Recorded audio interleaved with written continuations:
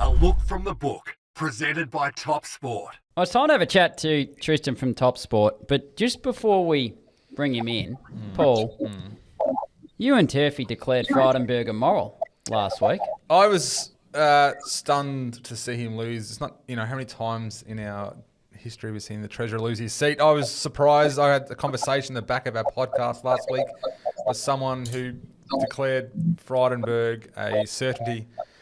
The person who tugged Turf's coat last Saturday gave him a number of bets, including North Sydney going to Labor. How'd that go? Uh-oh. Labor minority government. No, that's gone. Kooyong staying. So whoever tugged. Yeah, Turf's I think we'll sack coat. that mailman. We just got to start editing out Turf's little snippets. No, we enjoy Turfy. Don't be mean to him while he's away. That's shocking stuff. But Tristan, how'd the election finish up for you guys there at TopSport?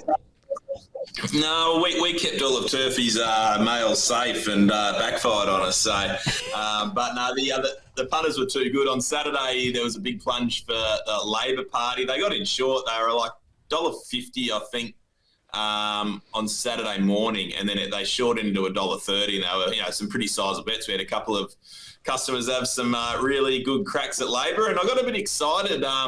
Probably half an hour into when the markets closed and we were betting live on it. And I think the coalition got back into 225. So I've got very limited knowledge on it. And I thought, you never know, there might be a bit of a run here. But that was very quickly quashed about half an hour later. I think they went from $1.60 to $1.10 in the space of 5 minutes. I'm over politics, but I do have to ask this question. There were some significantly surprising results on Saturday night. Your neck of the woods going green. I think you almost could have picked your odds on that happening. Was there any betting patterns on Saturday night that suggested that You're going for this angle again? I just think that there's some smart people on Sunday said, we kind of thought that, Brisbane might be going green. Like, you had more chance of it going brown, yellow and rainbow than anything else. Was there any betting patterns on Saturday night that suggested that people knew there's some peculiar results were on?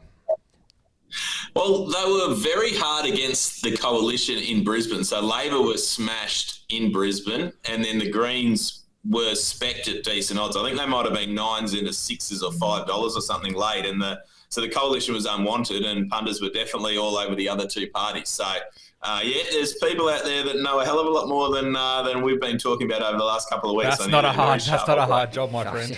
It's not a hard job at all. There'd be kids in kinder that know more about politics than us, so we should stop embarrassing ourselves with that sort of discussion and move right along. Hey, overnight I saw in the UK a maiden hurdle at Punchestown. I'm not sure if I pronounced that correctly. I don't think you did. Punchestown. Definitely you pronounced that right. That's good. Anyway, Sawbuck was his name. As much as $1,000 was bet on the exchange, I think the official SP with bookmakers in the UK was 300 to 1.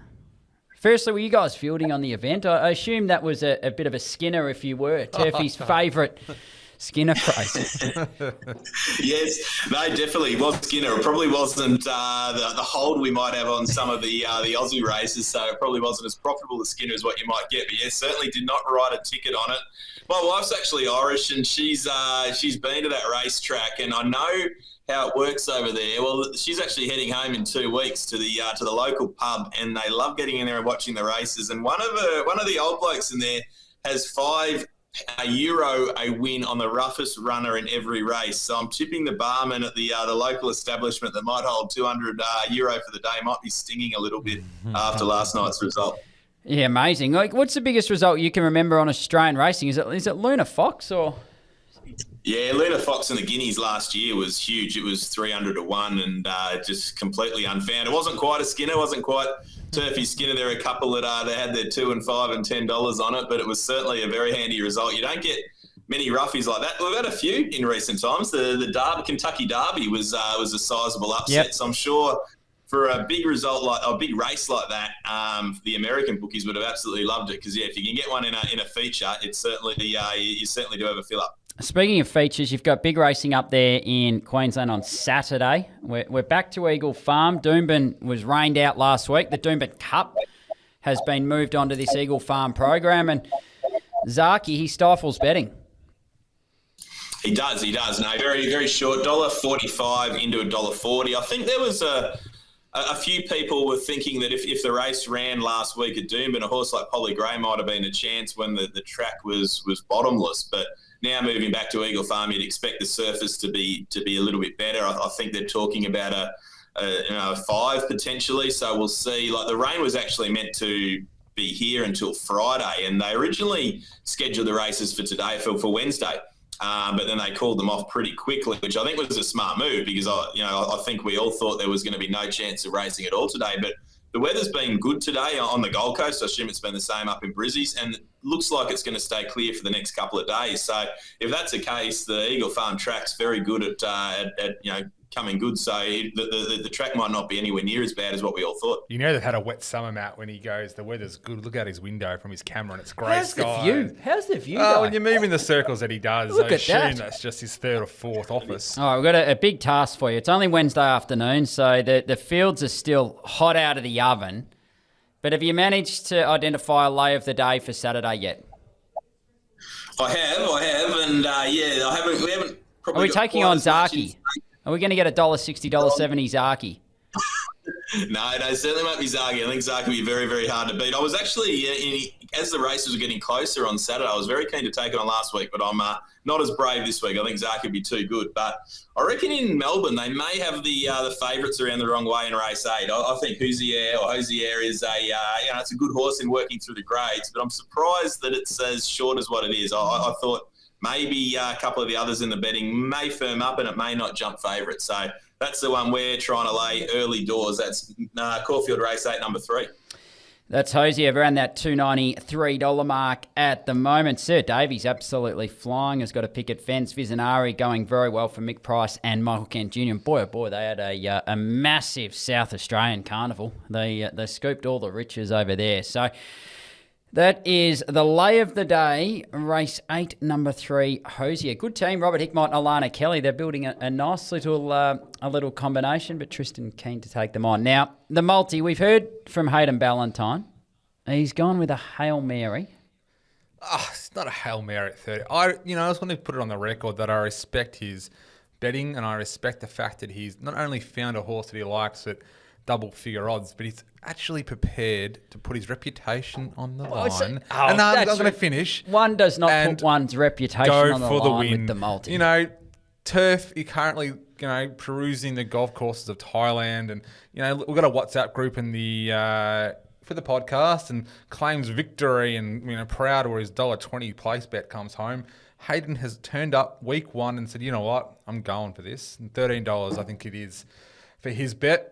For the win, I've got to respect it. That's Captain Chaos. That's at Ascot on Saturday. Paul, what are you doing? Early on for me, so I get to go do all of Hayden's work very early in the day. But race 1, Starry Legend, John McNeil on board for the Sudless Stable. Might be getting the speed wobbles late. Yeah, it's potential. Back to 1,000 suits, though. I think that it's the class horse in the race. In-form jockey, John McNeil, and I know that the Sadler stable have high... have you got a bit of inside mail, have you? No, Ed Sadler obviously does work for .com, and the insinuation, Matthew, is unprofessional from you, but no, there has been absolutely no inside mail. All right, so that's Paul, race 1. I'm going to race 2, number 11, McKeon the Place, Linda Meach, Peter Moody, so...